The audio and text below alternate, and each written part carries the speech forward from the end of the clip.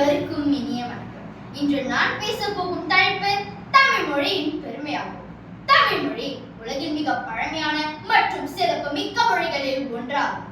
ஆயிரக்கணக்கான ஆண்டுகளாக வளர்ச்சி பெற்று இன்று வரை உயிருடன் பேசப்படும் செம்மொழி தமிழாகும். அதன் தொன்மை, இனிமை, இலக்கிய வளம் மற்றும் பண்பாட்டு செழிப்பு ஆகியவை தமிழ் மொழியை உலகின் தனித்துவமான மொழியாக உயர்த்துகின்றன.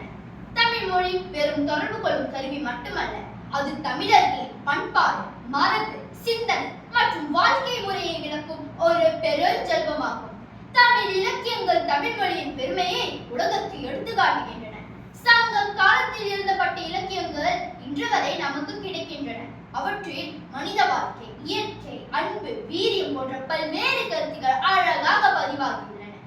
தமிழ் மொழி இனிமையான ஒலியை கொண்ட மொழியாகவும் அறியப்படுகிறது.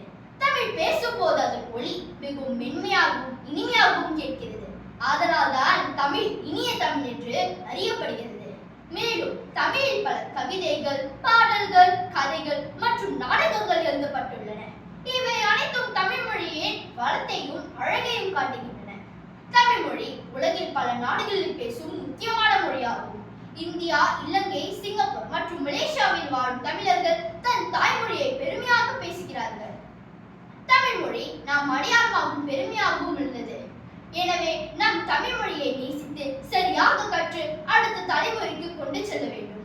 முடிவாக, தமிழ் மொழி நம் பண்பாட்டு செல்வமாகும். அதை பாதுகாத்து வளர்ப்பது ஒவ்வொரு தமிழரின் கடமையாகும். ஆகவே நாம் தமிழ் மொழியில் வளர்த்தால் தமிழ் மொழியின் பெருமை என்றும் நிலைத்திடும். நன்றி.